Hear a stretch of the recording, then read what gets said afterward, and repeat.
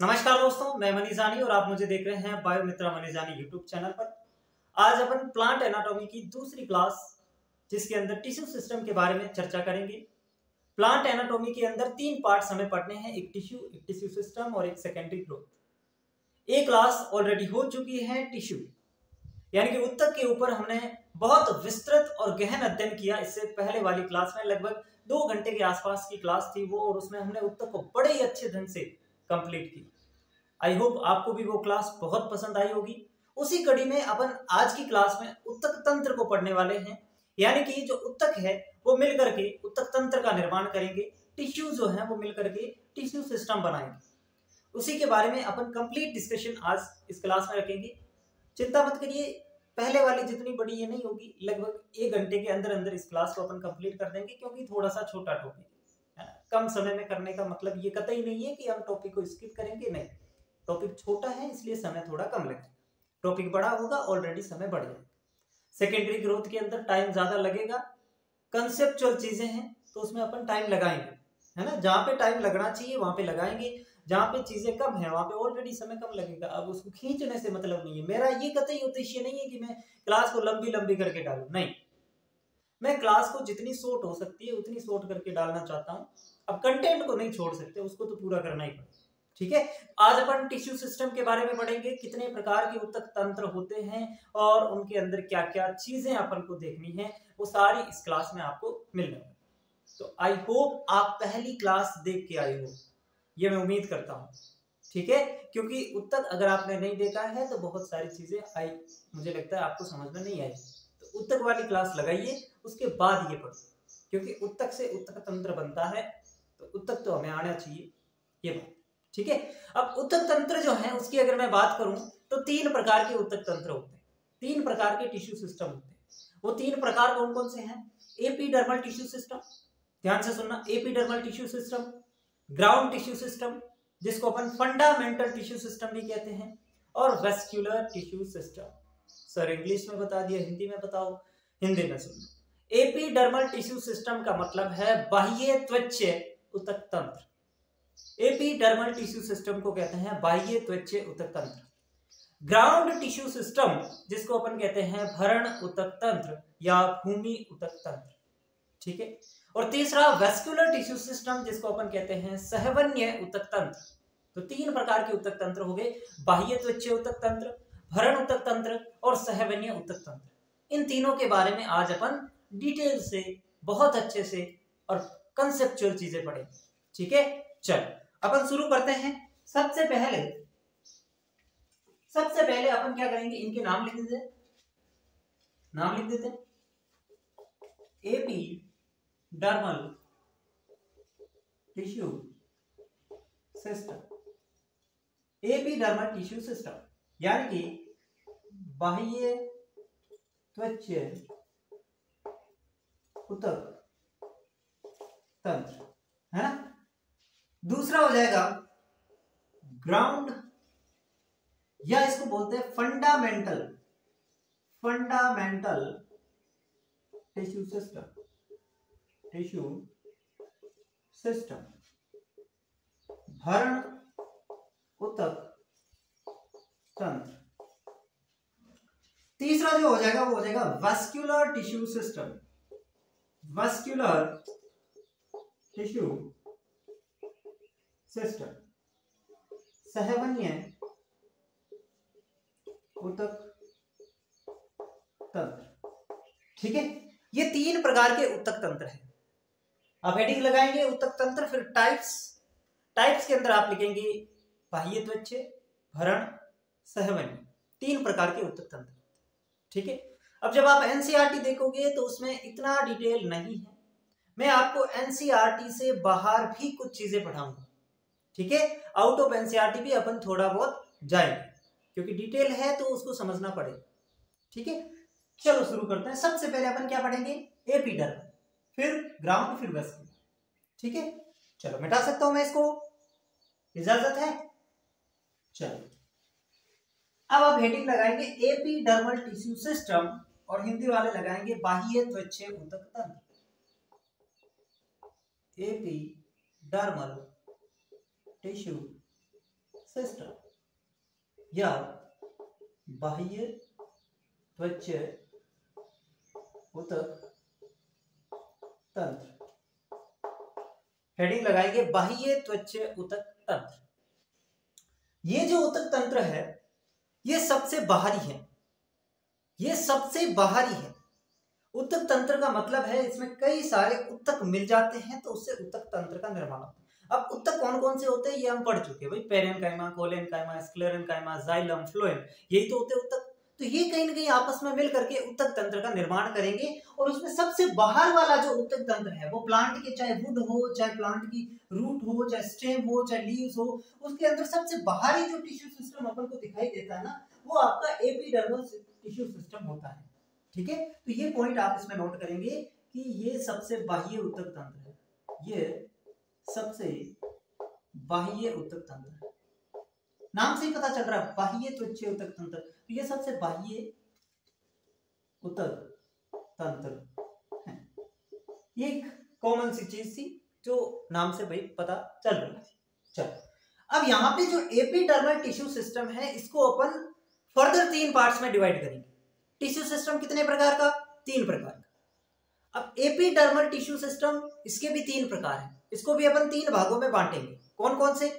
Epidermis, epidermis यानी कि बाह्य त्वचा, स्टोमेटा यानी कि रंध्र, और तीसरी चीज हो जाएगी बाह्य त्वचा उपांग। ठीक है, तो इसको भी अपन 3 पार्ट्स में डिवाइड करेंगे। एपिडर्मल टिश्यू सिस्टम के भी कितने प्रकार होते हैं? 3 प्रकार। कौन कौन से? एक होता है सर एपिडर्मिस, जिसको अपन कहते हैं बाह्य त्वचा। दूसरा प्रकार इसमें हो जाएगा कौन सा? स्टोमेटा यानी कि रंध्र, स्टोमेटा यानी कि रंध्र। और तीसरा प्रकार हो जाएगा इसमें बाह्य त्वचा, बाह्य त्वचा उपांग, बाह्य त्वचा उपांग। समझ गए बातों को? एकदम स्टेप बाय स्टेप चलना है।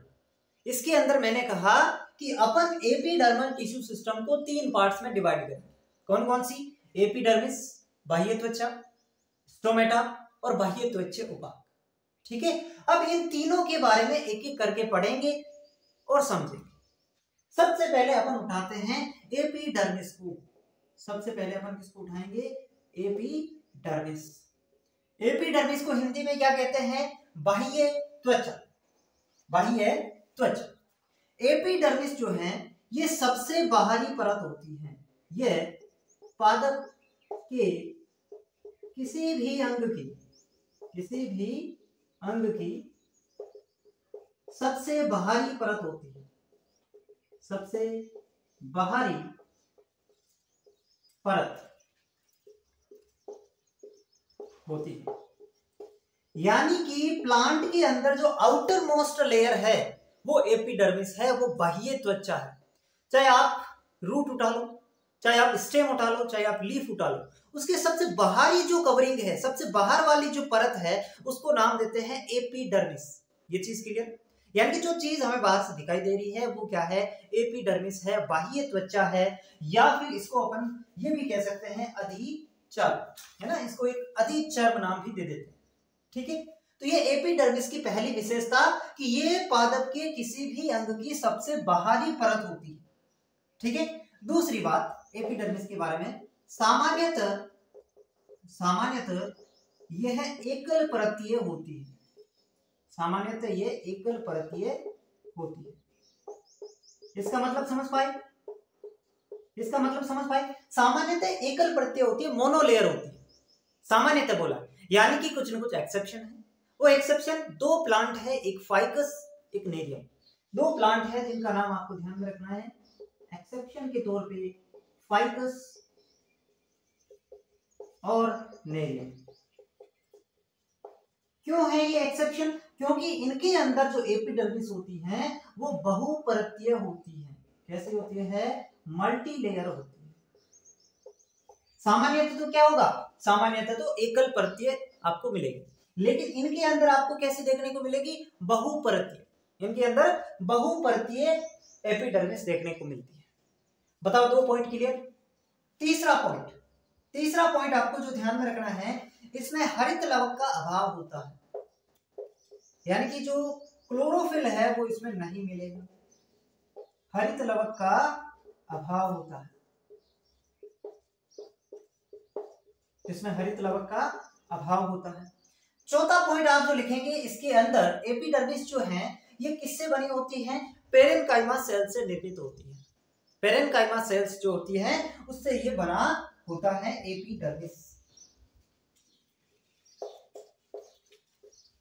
पेरेन्काइमा सेल्स से निर्मित, ठीक है। पेरेन्काइमा सेल से ये क्या होती है, बनी होती है, ठीक है। इतनी बातें समझ में आ गई। अब एक चीज आपको ध्यान रखना है, एक चीज जो आपको ध्यान रखनी है वो ये है कि ये जो एपिडर्मिस है, इस एपिडर्मिस के बाहर एक वैक्स मोम या क्यूटीन की बनी लेयर पाई जाती है। एपिडर्मिस के बाहर की तरफ एक क्यूटीन की लेयर होती है जिसको अपन कहते हैं क्यूटिकल लेयर। क्या कहते हैं, क्यूटिकल लेयर या उपत्वचीय परत। ये इसके बाहर क्यूटिकल लेयर आपको मिलेगी। अब ये जो क्यूटिकल लेयर है, जलोदभिद पादप जो हैं, एक्वेटिक प्लांट्स जो हैं, उनके अंदर ये नहीं मिलेगी। हाइड्रोफाइट्स या जलोदभिद पादपों के अंदर ये क्यूटिकल लेयर अनुपस्थित रहेगी। और जो मरुदभिद प्लांट है, जो मरुस्थल में पाए जाने वाले पौधे हैं, उनके अंदर ये क्यूटिकल लेयर मोटी होती है। समझ रहे हैं, हमने पहले कहा कि एपिडर्मिस के बाहर एक परत होती है, एक लेयर होती है जिसको क्यूटिकल लेयर कहा जाता है। ये क्यूटिकल लेयर जलोदभिद पादपों में अनुपस्थित और मरुदभिद पादपों में मोटी होती है, ठीक है। तो इस चीज को अपन लिखेंगे, दिखाई दे रहा है आपको, एपिडर्मिस के बाहर वैक्स की बनी क्यूटिकल लेयर पाई जाती है। अब ये जो क्यूटिकल लेयर है, इसकी बात अगर मैं करूं जलोदभिद पादपों में, तो जलोदभिद पादपों के अंदर ये अनुपस्थित होती है। और जो मरुदभिद पादप है, मरुदभिद पादप, उनके अंदर ये मोटी होती है, थिक होती है। ये चीज समझ पाए आप, इतनी चीजें समझ पाए? अगर समझ पाए तो बोलो यस सर। सर आपको सुनाई कैसे देगा, मुझे दे देगा, आप बोलो तो सर, ठीक है। तो ये एपिडर्मिस के बारे में सारी जानकारी आपके सामने है। कितनी बातें बताई, एपिडर्मिस सबसे बाहरी परत, एपिडर्मिस सबसे बाहरी परत। दूसरी बात, पेरेन्काइमा कोशिकाओं से निर्मित होती है। तीसरी बात, हरित लवक नहीं मिलेगा। चौथी बात, सामान्यतः एकल परतीय, सिंगल लेयर, लेकिन एक्सेप्शन फाइकस और नेरियम, उसमें एपिडर्मिस बहुपरतीय। एपिडर्मिस के बाहर एक लेयर मिलेगी जिसको क्यूटिकल लेयर कहते हैं। ये क्यूटिकल लेयर मरुदभिद पादपों में मोटी और जलोदभिद पादपों में अनुपस्थित रहेगी। Clear clear. अब एक पॉइंट और बचा हुआ है। क्या पॉइंट है, जड़ों के अंदर जो एपिडर्मिस होती हैं, जो बाह्य त्वचा होती हैं, उसको हम नाम दे देते हैं एपीब्लेमा। क्या नाम दे देते हैं, एपीब्लेमा। कहां पे लिखूं मैं, कहां पे लिखूं बताओ, मिटा दो इसको, ऊपर वाले को ये मिटा दो, पहले स्क्रीनशॉट ले लो इसका। एपिडर्मिस के अंदर एक पॉइंट मुझे और लिखाना, आप इसके नीचे लिखेंगे कि जो जड़ों की बाह्य त्वचा होती है, जड़ों की बाह्य त्वचा या एपिडर्मिस एपीब्लेमा कहलाती है, एपीब्लेमा कहलाती है। ये इतनी बातें एपिडर्मिस के बारे में आपको ध्यान में रखनी है।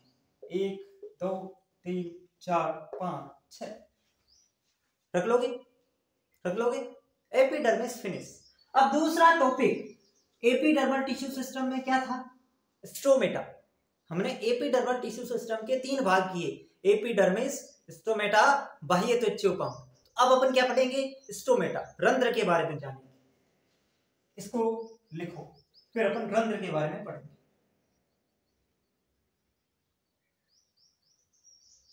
मिटा दो इसको। चलो,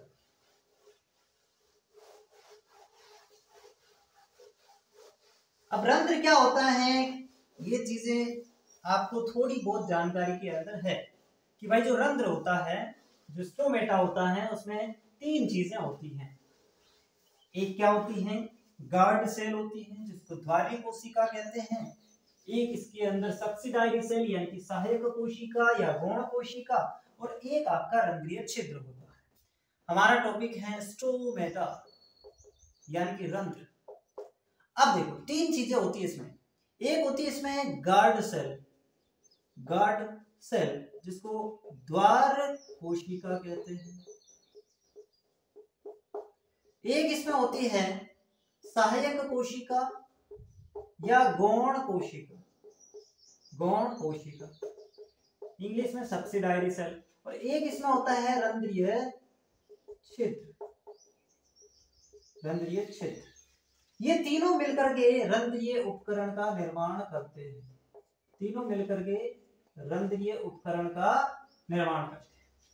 रख लोगे याद इसको।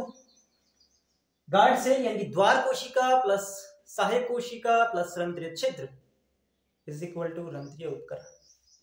यानी कि रंध्र में हमें 3 चीजें देखनी है, द्वार कोशिका, सहायक कोशिका, रंध्रीय छिद्र। समझ गए। चलो, अब अपन एक एक करके शुरू करते हैं कि भाई द्वार कोशिका क्या होती है, ठीक है, उसके बाद सहायक कोशिका क्या होती है, और पहले अपन इसको समझ लेते हैं, फिर इसका डायग्राम भी बनाएंगे। पहले अपन इनको देख लेते हैं। सबसे पहले अगर मैं बात करूं गार्ड सेल की, द्वारीय कोशिका की, तो द्वार कोशिका जो होती है, अगर मैं बात करूं इनकी संख्या, तो संख्या होती है 2। अगर मैं बात करूं आकृति की, शेप की, तो ये होती है वृत्ताकार, किडनी जो होती है उसकी जैसी, या फिर आप कह सकते हैं सेम की आकृति की, ठीक है, सेम का जो बीज होता है उसकी जैसी ये होती है। संख्या 2 और आकृति वृत्ताकार या सेम होती है। करती क्या है ये, कार्य क्या करती है, तो रंध्रों के खुलने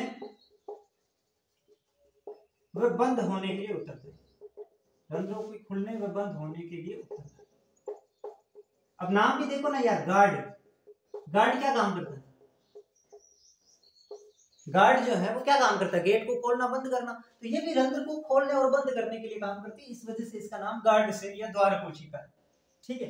अब ये जो गार्ड सेल होती है, इसके अंदर हरित लवक पाया जाता है ना, जैसे कि अपन ने एपिडर्मिस देखा तो उसके अंदर हरित लवक नहीं था, इसमें हरित लवक पाया जाता है, हरित लवक उपस्थित इस गार्ड सेल में हरित लवक पाया जाता है।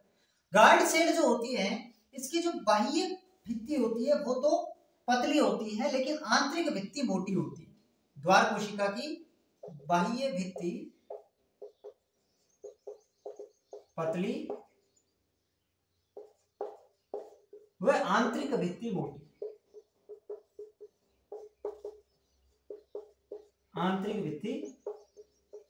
मोटी, ठीक है। तो ये गार्ड सेल के बारे में आपको जानना है। अब ये जो गार्ड सेल है, एक पॉइंट और लिखेंगे आप कि गार्ड सेल की जो सेल वॉल होती है उसमें अल्फा सेल्यूलोजिक फाइबर्स पाए जाते हैं। इसकी भित्ति में अरीय रूप से व्यवस्थित कैसे होता है, रेडियली अरीय रूप से अल्फा सेल्यूलोजिक माइक्रोफाइबर्स पाए जाते हैं,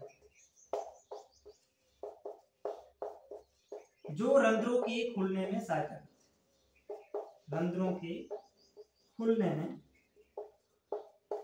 करते हैं।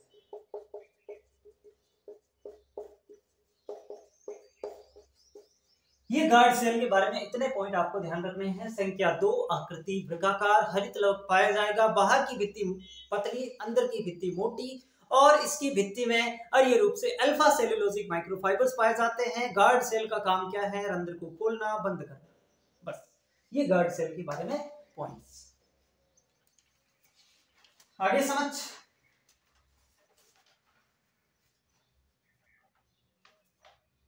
मिटा दो इसको।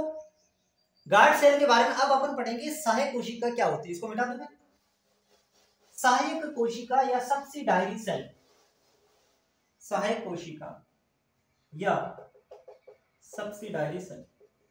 सहायक कोशिका जो होती है या गौण कोशिका जो होती है, इनकी संख्या होती है 3 से 4। 3 से 4, ठीक है। सहायक कोशिका जो है ये द्वार कोशिका के बाहर की तरफ पाई जाती है।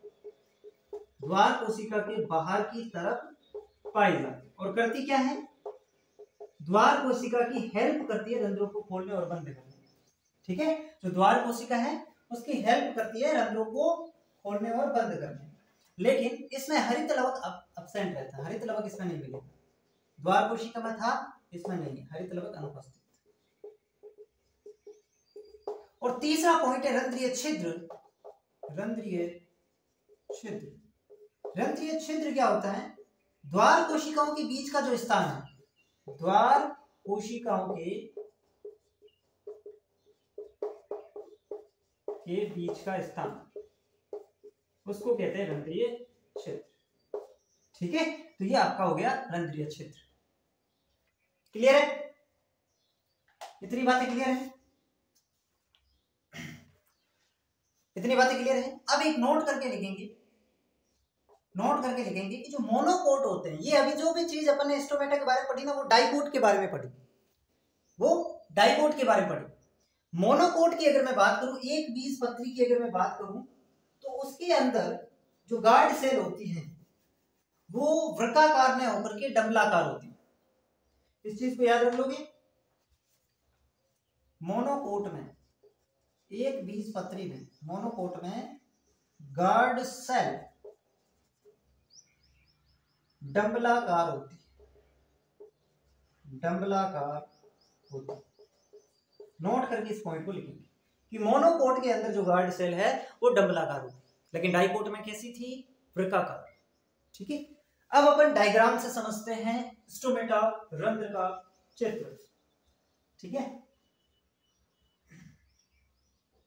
बेटा उसको चल।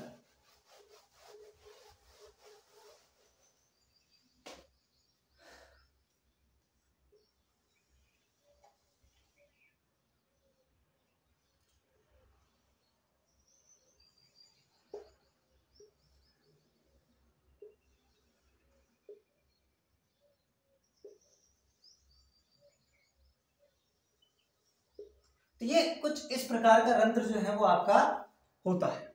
ठीक है,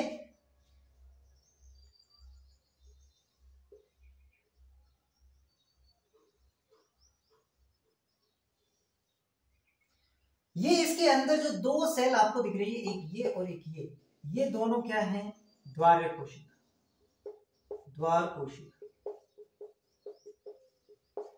जिसकी संख्या कितनी, 1 2, और इसके बाद ये जो सेल आपको दिख रही है 1 2 3 4, जिसकी संख्या 3 या 4 हो सकती है, ये आपकी सहायक कोशिका, सहायक कोशिका। ठीक है, और इनके बीच में ये जो दिख रहा है ये आपका रंध्रीय छिद्र, ये आपका क्या है, रंध्रीय छिद्र। अब ये जो गार्ड सेल है इसके अंदर हमने बात की कि इसके अंदर जो है वो अल्फा सेलुलोजिक माइक्रोफाइबर्स पाए जाते हैं। ठीक है, तो यहाँ पे क्या होंगे, अल्फा सेलुलोजिक माइक्रोफाइबर्स देखने को मिलते हैं। ये हमने बात की थी, अल्फा सेलुलोजिक माइक्रोफाइबर। ठीक है, तो ये एक रंध्र का चित्र है जो आप देख सकते हैं। नॉर्मल सा आपके समझने के लिए मैंने बनाया। ठीक है, तो ये तो हो गया आपके अल्फा सेलुलोजिक माइक्रोफाइबर्स, और ये इसके अंदर हरित लवक प्रेजेंट है। ये क्या है, हरित लवक, क्योंकि आपको पता है कि गार्ड सेल में हरित लवक पाए जाते हैं, तो ये हरित लवक। ठीक है, क्लियर है तीनों चीजें, रंध्र आपका क्लियर। अब अपन को पढ़ना है एपिडर्मल टिश्यू सिस्टम का लास्ट पार्ट। कौन सा, बाह्य त्वचीय उपांग। इसको मिटा रहा हूं और अब अपन पढ़ेंगे नेक्स्ट पार्ट। हटा दो उसको। अब एपिडर्मल टिश्यू सिस्टम का लास्ट पार्ट है बाह्य त्वचीय उपांग। बाह्य त्वचीय उपांग क्या होते हैं? बाह्य त्वचीय उपांग यानी कि जो एपिडर्मिस होती है ना, उस एपिडर्मिस से कुछ विशेष प्रकार की स्ट्रक्चर निकलती है, कुछ संरचनाएं निकलती है, बाह्य त्वचीय उपांग। बाह्य त्वचा से निकलने वाली कुछ विशेष संरचना, उसको क्या कहते हैं? बाह्य त्वचीय उपांग। अब सर कौन से होते हैं बाह्य त्वचीय उपांग? जड़ आपने पता है। अब जड़ के अंदर मूल रोम निकलते हैं, तो वो मूल रोम बाह्य त्वचीय उपांग है। जड़ की सबसे बाहरी परत एपिडर्मिस से जो बाहर ऐसे तंतु निकले हुए रहते हैं, जिसको अपन क्या कहते हैं? मूल रोम कहते हैं। तो वो मूल रोम बाह्य त्वचीय उपांग है। तो जड़ के केस में या मूल के केस में जो बाह्य त्वचीय उपांग होता है वो होता है मूल रोम। क्या होता है? मूल रोम। और उसी की तरह तने में जो बाह्य त्वचीय उपांग होता है उसको बोलते हैं ट्राइकोम। क्या बोलते हैं? ट्राइकोम। बस ये दो ही बाह्य त्वचीय उपांग आपको ध्यान रखना है, एक मूल रोम, एक ट्राइकोम। ये बाह्य त्वचीय उपांग होते हैं। मूल रोम यानी कि रूट हेयर्स, और ट्राइकोम जड़ के केस में मूल रोम, तने के केस में ट्राइकोम। ये जो ट्राइकोम होता है ये बहुकोशिकीय होता है। कैसा होता है? बहुकोशिकीय होता है, मल्टी सेलुलर होता है। ठीक है, ये बाह्य त्वचीय उपांग डन। इतनी बातें ध्यान में रखनी है। बाह्य त्वचीय उपांग होते कौन से हैं? मूल रोम और ट्राइकोम। ठीक है, तो आपसे पूछ ले तन्ने की बाह्य त्वचा से निकलने वाली विशेष संरचनाएं क्या कहलाती हैं? ट्राइकोम। ठीक है, क्या कहलाती है? ट्राइकोम। नोट कर लो इसको, फिर अपन आगे बढ़ते हैं।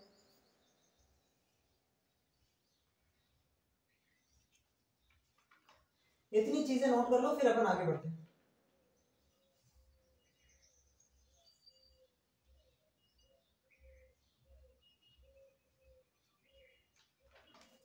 हटा दो। चल, अब दूसरा टिश्यू सिस्टम कौन सा था? Ground tissue system. सेकंड जो हमारा टिश्यू सिस्टम है वो है ग्राउंड टिश्यू सिस्टम, यानी कि भरण ऊतक तंत्र। ठीक है, भरण ऊतक तंत्र। अब इसको भी फिर से 3 पार्ट में डिवाइड करें। यहाँ पे वो 2-4 अलग अलग वाला लपड़ा खत्म ही है। जो भी है 3 ही पार्ट्स है। सबसे पहले ऊतक तंत्र 3 प्रकार, एपिडर्मल, ग्राउंड, वेस्क्यूलर। फिर एपिडर्मल टिश्यू सिस्टम को बांटा तो भी 3 प्रकार भाई, एपिडर्मिस, स्टोमेटा, बाह्य त्वचीय उपांग। अब ग्राउंड टिश्यू सिस्टम को बांट रहे हैं तो इसमें भी 3 ही प्रकार है। कौन से सर? कॉर्टेक्स, पेरिसाइकल, पित्त, वल्कुट, परिरंभ, मज्जा। 3 पार्ट्स है इसके। फिर से कौन कौन से? पहला पार्ट इसका कॉर्टेक्स यानी कि वल्कुट। दूसरा पार्ट इसमें हो जाएगा पेरिसाइकल यानी कि परिरंभ। और तीसरा पार्ट हो जाएगा पित्त यानी कि मजा। ठीक है, मजा, पित्त। तो ये 3 पार्ट्स हो जाएंगे, कॉर्टेक्स, पेरिसाइकल, पित्त। ग्राउंड टिश्यू सिस्टम के 3 पार्ट्स कौन से? पेरिसाइकल, कॉर्टेक्स, पेरिसाइकल, पित्त। ठीक है, कॉर्टेक्स, पेरिसाइकल, पित्त याद रख लोगे। अब अपन को क्या पढ़ना है? पहले कॉर्टेक्स, फिर पेरिसाइकल, फिर पित्त। पहले कॉर्टेक्स, फिर पेरिसाइकल, फिर पित्त। तो सबसे पहले अपन क्या पढ़ेंगे? कॉर्टेक्स। ये लिख लिया? लिख लो, कॉर्टेक्स, पेरिसाइकल, पित्त। अब सबसे पहले अपन क्या पढ़ेंगे सर? कॉर्टेक्स। सबसे पहले अपन क्या पढ़ेंगे? कॉर्टेक्स। सबसे पहले पढ़ेंगे कॉर्टेक्स। सबसे पहले वल्कुट। अब ध्यान से सुनो, अब ये वल्कुट है ना, इस वल्कुट को फिर से 3 भागों में बांटना। सर क्या कर रहा हूं मैं? क्या करूं? है तो है, इसको फिर से 3 भागों में बांटो। बांट दोगे? बांट देंगे। कौन कौन से 3 भाग? एक होता है इसमें हाइपोडर्मिस।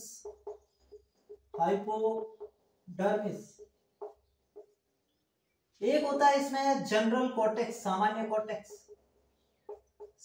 कॉर्टेक्स। और तीसरा होता है इसमें एंडोडर्मिस, एंडोडर्मिस जिसको कहते हैं अंतस्त्वचा, अंतस्त्वचा, ठीक है, इसको शायद कहते हैं अधस्त्वचा। जैसे एपिडर्मिस बाह्य त्वचा तो एंडोडर्मिस अंतस्त्वचा। लेकिन मैं आपको रिकमेंड करूंगा, याद रखना प्लीज, एंडोडर्मिस, एक्टोडर्मिस, ऐसे याद रखना, एपिडर्मिस, ठीक है।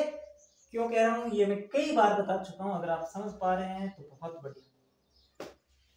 अब ये फिर से हमने 3 भागों में बांट दिया, तो अब हाइपोडर्मिस के बारे में पढ़ेंगे। अब किसके बारे में पढ़ेंगे, हाइपोडर्मिस। सर फिर 3 भागों में मत बांटना, नहीं नहीं नहीं, इतने भी निकल। हाइपोडर्मिस सबसे पहली, सबसे बाहर कौन सी परत होती है सर, आपने कहा एपिडर्मिस। अब एपिडर्मिस के ठीक नीचे जो परत मिलेगी वो हाइपोडर्मिस होती है। ये बात लिखो कि एपिडर्मिस के ठीक नीचे स्थित, एपिडर्मिस के ठीक नीचे स्थित, तो ये हाइपोडर्मिस मिल जाएगी। सबसे बाहर एपिडर्मिस, एपिडर्मिस के जस्ट नीचे वाली लेयर क्या हो जाएगी, हाइपोडर्मिस। चलो थोड़ा सा डिस्टर्बेंस आ गया बीच में, फिर से शुरू करते हैं, कॉल आ गया था बीच में।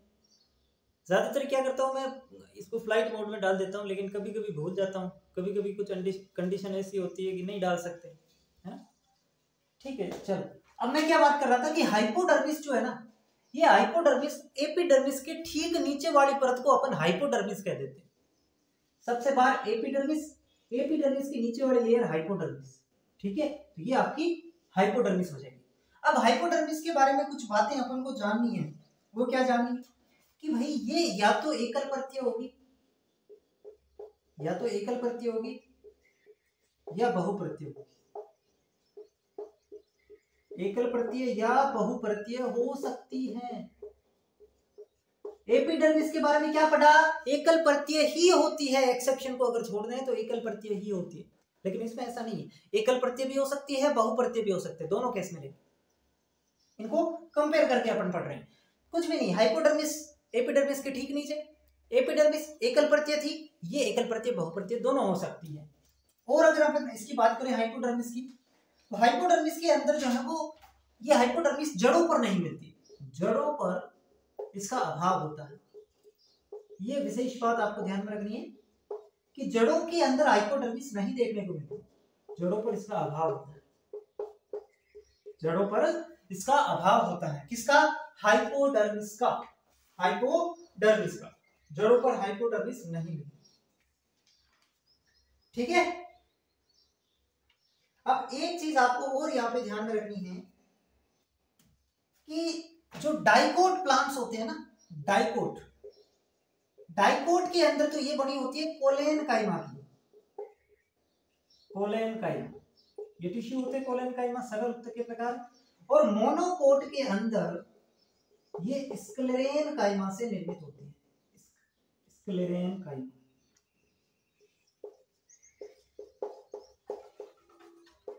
स्क्लेरेनकाइमा से निर्मित। तो ये पॉइंट भी याद रखना, आपसे पूछ सकता है डाइकोट प्लांट में हाइपोडर्मिस किसकी बनी होती है, कोलेनकाइमा की, और मोनोकोट प्लांट में किसकी बनी होती है, स्क्लेरेनकाइमा की। क्या होता है कोलेनकाइमा, क्या होता है स्क्लेरेनकाइमा, ये आप पहला लेक्चर देख आए हैं तो आपको समझ में आ रहा है, नहीं देख के आए हैं तो ऊपर से जा रहा है, अब देख के आओगे तो वापस समझ में आ जाएगा, देख के वापस आ जाना, ठीक है। मैं नहीं बताने वाला फिर से। कोलेनकाइमा स्क्लेरेनकाइमा से निर्मित, ये हो गई हाइपोडर्मिस, डन। अब अगर अपन बात करें जनरल कोर्टेक्स की, जनरल कोर्टेक्स की, जनरल कोर्टेक्स, जनरल कोर्टेक्स, तो ये होती हैं बहुपरतीय, ये क्या होती है, बहुपरतीय। ये पेरेन्काइमा सेल से निर्मित होती है, पेरेन्काइमा सेल्स से निर्मित। अब देखो आपको लगेगा ये बहुत बड़ी चीज है, रटने वाली चीज है, नहीं। मैं आपको देखो अभी तक मैंने एपिडर्मिस, हाइपोडर्मिस, जनरल कोर्टेक्स बताया, तीनों को अगर कंपेयर करके बताऊं, तीनों को कंपेयर करके बताऊं तो देखो एपिडर्मिस एकल परतीय, एपिडर्मिस एकल परतीय, हाइपोडर्मिस एकल परतीय या बहुपरतीय दोनों हो सकती है, और जनरल कोर्टेक्स बहुपरतीय। ये आपको समझ में आ गया? ठीक है, ठीक है। एकल परतीय बहुपर्तीय या एकल परतीय बहुपर्तीय। दूसरी चीज बनी किससे होती है? तो एपिडर्मिस पेरेन्काइमा से, जनरल कोर्टेक्स पेरेन्काइमा से, लेकिन हाइपोडर्मिस डाइकोट में पोलेनकाइमा और इसमें स्क्लेरेनकाइमा। ऐसे कंपेयर करके पढ़ोगे 2 ही मिनट में सारी चीजें चुटकियों में याद। अब हरित लवक किस में पाया जाता है, किस में नहीं पाया जाता, वो अलग अलग चीजें आप पढ़ लोगे। भाई एपिडर्मिस से नहीं मिलता, स्टोमेटा की गार्ड सेल में मिलता है, ये चीज आपको ध्यान में रखनी बस। ठीक है, ये हो गया जनरल कॉर्टेक्स, ये हो गया जनरल कॉर्टेक्स। अब लास्ट में बचा आपका एंडोडर्मिस। पहले इसको नोट करो, फिर अपन एंडोडर्मिस पे जाएंगे।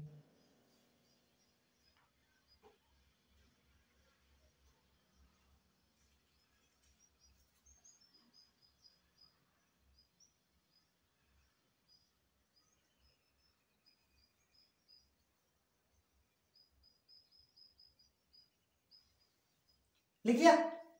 चल, अब क्या पढ़ना है? एंडोडर्मिस। एंडोडर्मिस अंत त्वचा। एंडोडर्मिस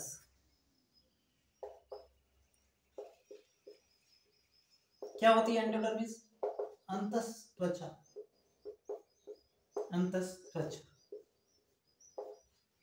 अब देखो ये जो है ये एंडोडर्मिस है, ये एपिडर्मिस, हाइपोडर्मिस, एंडोडर्मिस।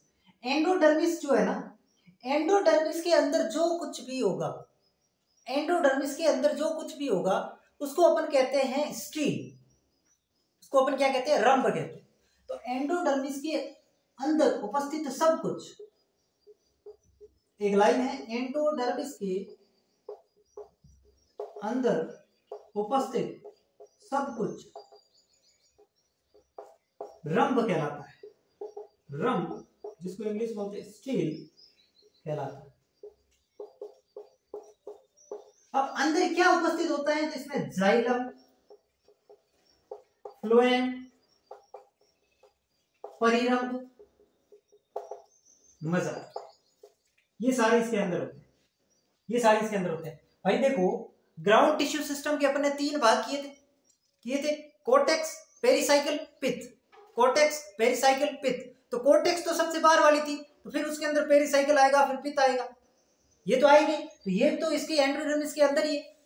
और जो जाइलम और फ्लोएम है वो मिलकर के वेस्कुलर टिश्यू सिस्टम का निर्माण करेंगे, जो अपन आगे पढ़ेंगे, तो वो भी तो अंदर ही है। तो यानी कि ये सारे कुछ एंडोडर्मिस के अंदर है, चाहे पेरिसाइकल हो, चाहे पित्त हो, चाहे जाइलम हो, चाहे फ्लोएम हो, ये सब कुछ इसके अंदर है। और इस सारों को मिलाकर के अपन नाम दे देते हैं रंभ। क्या नाम दे देते हैं? रंभ। तो ये चीज आपको ध्यान में रखनी है कि एंडोडर्मिस के अंदर जो कुछ भी है इसके अंदर वो सारा रंभ कहलाता है। और कौन है अंदर, वो चीज यहाँ पे लिख। समझ गए पहली बात एंडोडर्मिस की? समझ गए? अब देखो, अब एक चीज आपको समझनी है कि जो डाइकोट स्टेम होता है, डाइकोट स्टेम यानी कि द्विबीजपत्री तना, डाइकोट स्टेम की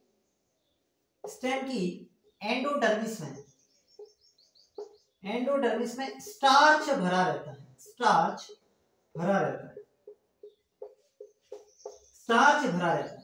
और इसको क्या कहते हैं? इसे स्टार्च शीत कहते हैं, स्टार्च शीत कहा जाता है। तो स्टार्च शीत क्या है? डाइकोट स्टेम की एंडोडर्मिस में स्टार्च भरा रहता है, जिसको स्टार्च शीत कहते हैं। क्लियर है? डाइकोट स्टेम की एंडोडर्मिस में स्टार्च भरा रहता है, जिसको अपन स्टार्च शीत कहते हैं। अब देखो, जो रूट है ना, रूट की एंडोडर्मिस में अरिये एवं स्पर्शीय रूप से,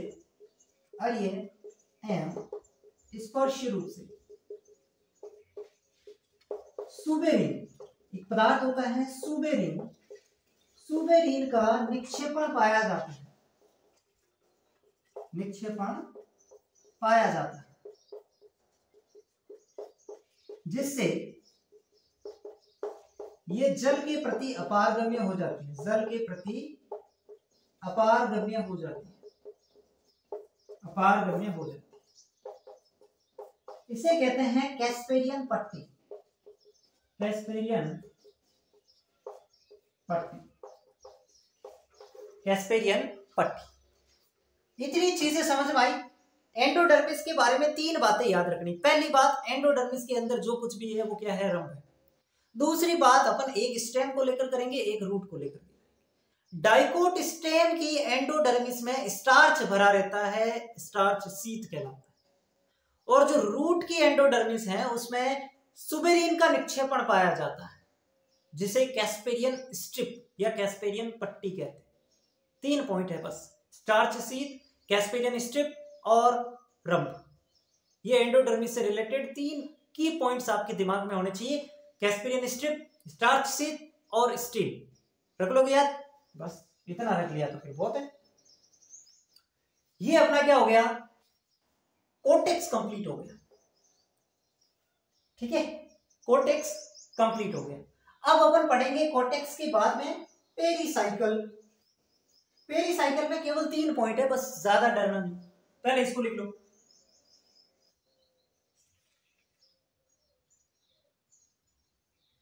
मिटा दो। चल, अब दूसरा पार्ट है ग्राउंड टिश्यू सिस्टम का, पेरीसाइकल। पेरीसाइकल, पेरीसाइकल, पेरीसाइकल जिसको कहते हैं परिरंभ।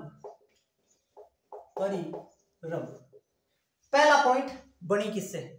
पहला पॉइंट किससे बनी हुई है? तो ये जो है ये पतली भित्ति युक्त पेरेन्काइमा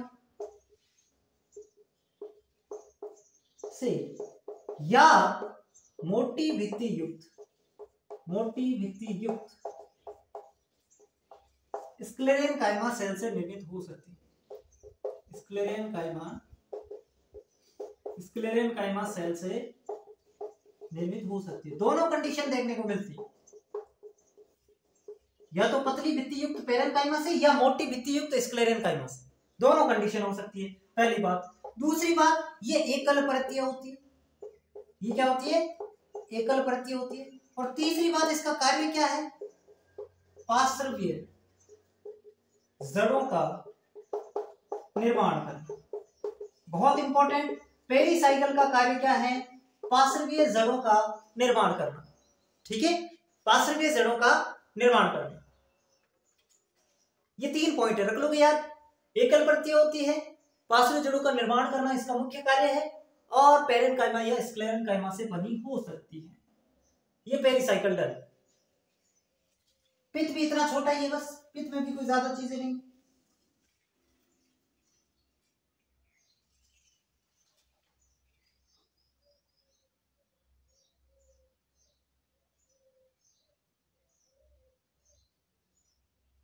बैठा दो इसको। अब अपन पढ़ेंगे पित्त यानी कि मजा। क्या होता है पित्त? पित्त या मजा। अगर मैं बात करूं पित्त की, तो ये सबसे आंतरिक उत्तक है। सबसे आंतरिक उत्तक हुआ ये, सबसे आंतरिक उत्तक, सबसे आंतरिक उत्तक। पित्त जो है ना, ये भी पेरेन्काइमा सेल से निर्मित होता है। ये पेरेन्काइमा सेल से निर्मित होता है।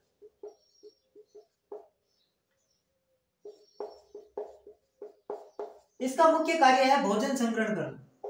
तो भोजन संग्रहण इसका मुख्य कार्य, भोजन संग्रहण इसका मुख्य कार्य है।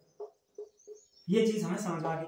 ठीक है, सबसे आंतरिक है और पेरेन्काइमा से बना होता है, भोजन संग्रहण का काम करेगा। अब ये जो पित्त है ना, ये पित्त मान लो ये सबसे अंदर की तरफ पित्त है, तो इस पित्त से मेडुलरी रेज निकलती है। ऐसे ऐसे कुछ अर्य रूप से किरणें निकलती। अर्य मतलब रेडियली या हॉरिजॉन्टल, है ना। तो ये जो किरणें निकलती है इन्हें कहते हैं मेडुलरी रेज या मजा किरणें। ये क्या करती है? ये यहाँ मध्य से परिधि की तरफ भोजन लेता है। मध्य से परिधि की तरफ भोजन का परिवहन करने का काम करती है मेडुलरी रेज। तो यही बात अपन को नोट करनी है कि मजा से अर्य रूप से यानी कि रेडियली अर्य रूप से मजा किरणें निकलती है। मजा किरणें, इंग्लिश वाले बच्चे लिखेंगे मेडुलरी रेज। मजा किरणें निकलती हैं जो मध्य से परिधि की तरफ भोजन का परिवहन करती है। बस ये मजा के बारे में 3-4 जितनी भी बातें हैं आपको याद रखनी। ठीक है, समझ में आ रहा है कि नहीं आ रहा बताओ? समझने लायक चीज यहाँ पे क्या है मुझे बताओ? इसका काम है भोजन संग्रहण का, याद रखना पड़ेगा। सबसे आंतरिक उत्तक कौन सा होता है? पित्त होता है। पेरेनकाइमा से बनी होती है। और ये चीज आपको ध्यान रखनी, मजा किरणें निकलती है ऐसे साइड में, जो कि मध्य से परिधि की तरफ भोजन लेके जाती है। इतनी तो बातें क्या याद रखोगे? इससे पहले पेरिसाइकिल पढ़ा, तो पेरिसाइकिल किससे बना होता है? या तो पेरेनकाइमा से या स्क्लेरेनकाइमा से। एकल परतीय होता है और मुख्य काम पार्श्व जड़ों का निर्माण करना। इसका मुख्य काम इससे भोजन का संग्रहण करना। वो कोलेनकाइमा या पेरेनकाइमा स्क्लेरेनकाइमा से, ये आपका पेरेनकाइमा से बना होता है। यानी कि बहुत सिंपल चीज है। जब आप पढ़ोगे तो याद रखना, कनेक्ट करके पढ़ना, बस सबको एक साथ जोड़ के पढ़ना। कौन सी चीज कॉमन है, ये सारी चीजें ऐसे करके पढ़ोगे तो बहुत आसान है, कुछ भी नहीं।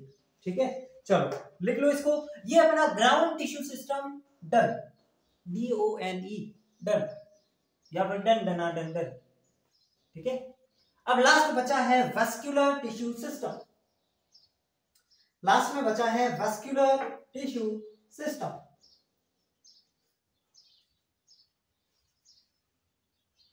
मिटा दो इसको।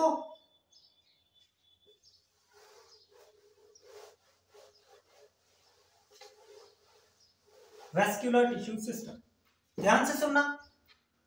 वेस्क्यूलर छोटा सा पार्ट है। वेस्क्यूलर, एक चीज, भरण उत्तक तंत्र कंप्लीट हो गया। एक पॉइंट आप नोट करके लिखोगे, पत्तियों में भरण उत्तक के नाम पर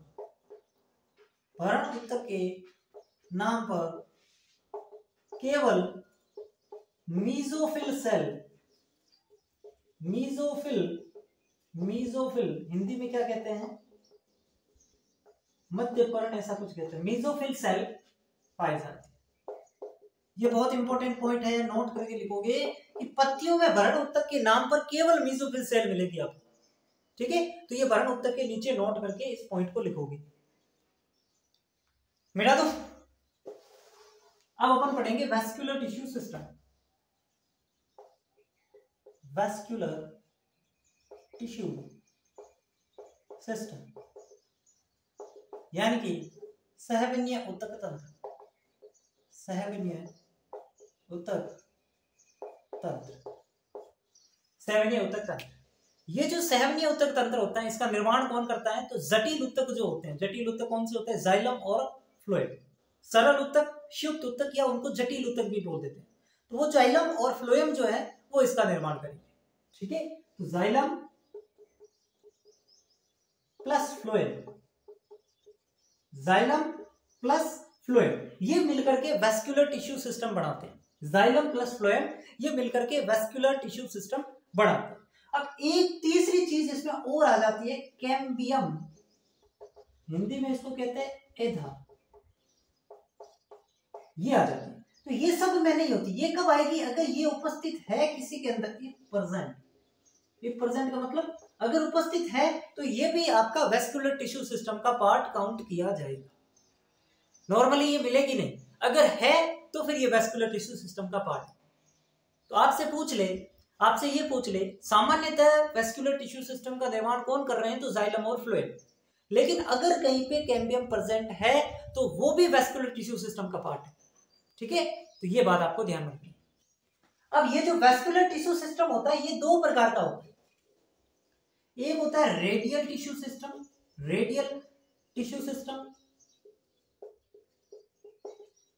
यानी कि अरीय उत्तक तंत्र,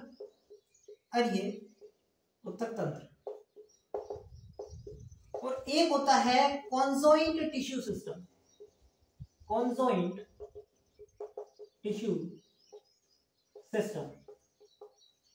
इसको हिंदी में क्या कहते हैं? कॉन्जॉइंट टिश्यू सिस्टम को हिंदी में क्या कहते हैं? अभी मुझे नाम याद नहीं आ रहा है, अगर आपको हिंदी लिखना है तो आप इसको लिख लेना, ठीक है, कहीं से देखकर। कॉन्जॉइंट टिश्यू सिस्टम, तो दो प्रकार का टिश्यू सिस्टम हो जाएगा, एक रेडियल टिश्यू सिस्टम, एक कॉन्जॉइंट टिश्यू सिस्टम, ठीक है। अब कॉन्जॉइंट टिश्यू सिस्टम और रेडियल टिश्यू सिस्टम होता क्या है सर, बताइए इसके बारे में। तो अगर मैं बात करूं रेडियल टिश्यू सिस्टम की, तो इसमें जाइलम व फ्लोएम अलग अलग त्रिज्या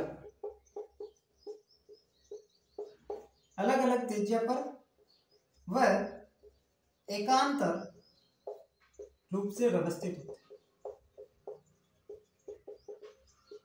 एकांतर रूप से व्यवस्थित होते हैं। समझ गए मेरी बात को। इसमें जो जाइलम और फ्लोएम होते हैं ना, वो अलग अलग त्रिज्या पर होते हैं और एकांतर रूप से व्यवस्थित होते हैं। सर नहीं समझ पाया, बताओ, नहीं समझ पाया, चलो ये मान लो एक रेडियस, इस पे मान लो ये आपका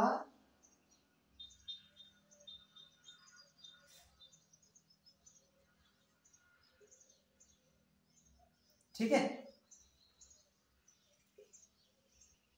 ठीक है। तो यहां पे मान लो ये तो क्या स्थित है, यहाँ पे ये तो इसके अंदर फ्लोएम स्थित है, ये तो हो गया आपके फ्लोएम,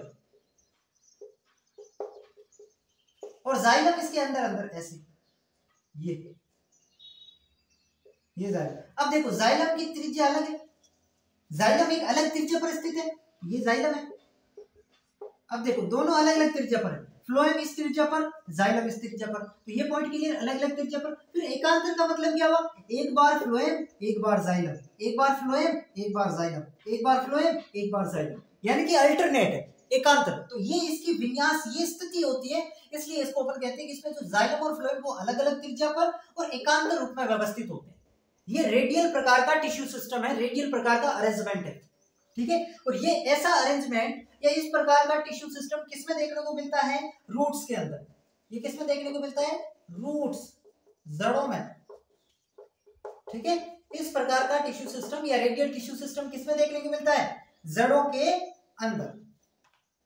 अब अगर मैं बात करूं कॉन्जॉइंट टिश्यू सिस्टम की, इसमें जाइलम और फ्लोएम एक ही त्रिज्या पर होते हैं, इसमें जाइलम व फ्लोएम एक ही त्रिज्या पर होते हैं, एक ही त्रिज्या पर वे वलय में स्थित होते हैं, रिंग के रूप में वलय में स्थित होते हैं, ठीक है। तो ये इसकी बात है कॉन्जॉइंट टिश्यू सिस्टम।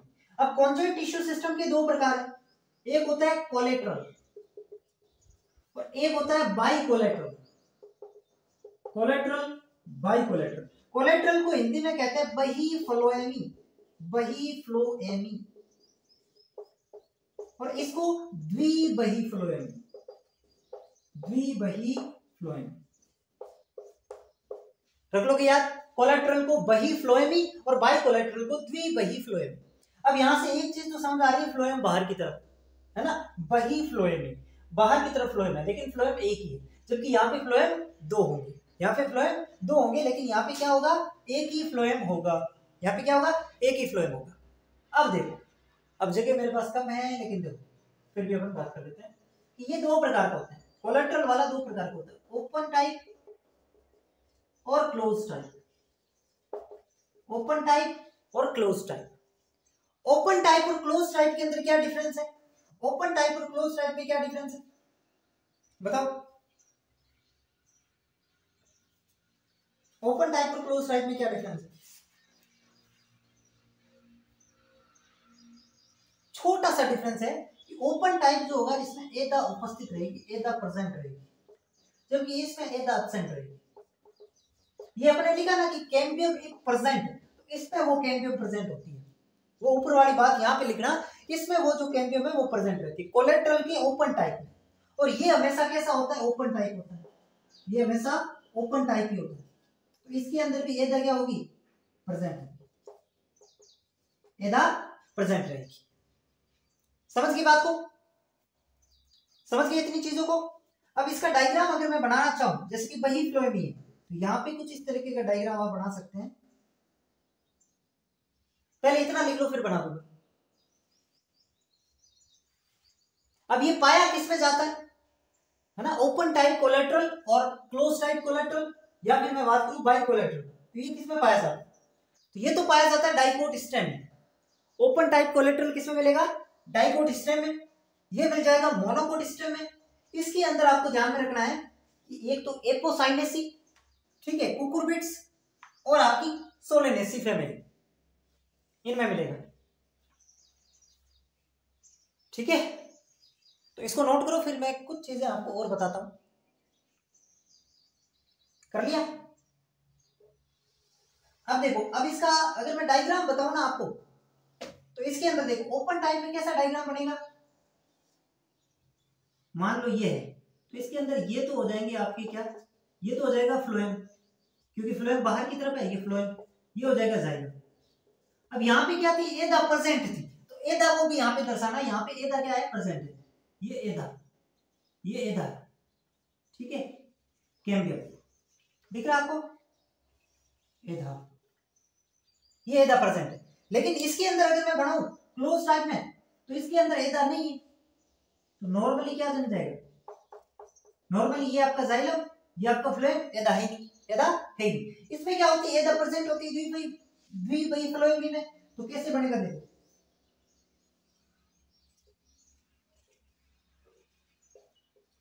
ये तो बीच में हो गया जाइलम, ये तो क्या हो गया? जाइलम हो गया। और फ्लोएम दो है, तो इधर भी फ्लोएम है और इधर भी फ्लोएम है, क्योंकि नाम में क्या है? द्विबाही फ्लोएम, तो ये दो फ्लोएम हो गए। अब इसके अंदर भी ये हमेशा ओपन टाइप का होता है, मतलब ओपन टाइप है तो एदा प्रेजेंट रहेगी, तो इसमें भी आपको एदा ये दर्शा देंगे कि ये भाई एदा प्रेजेंट है, इसमें ये एदा प्रेजेंट है। समझ गए? डायग्राम समझे कि नहीं समझे बताओ? ये इसका डायग्राम है। अब अपन इसके एग्जांपल देख लेते हैं। अब इसके एग्जांपल देख लेते हैं। एग्जांपल सिंपल है, ओपन टाइप में डाइकोट स्टॉक, डाइकोट स्टेम। जड़ों के अंदर तो क्या मिलेगा? रेडियल वाला। अब स्टेम के अंदर अगर डाइकोट है तो ओपन टाइप, और मोनोकोट है स्टेम तो क्लोज टाइप, मोनोकोट स्टेम।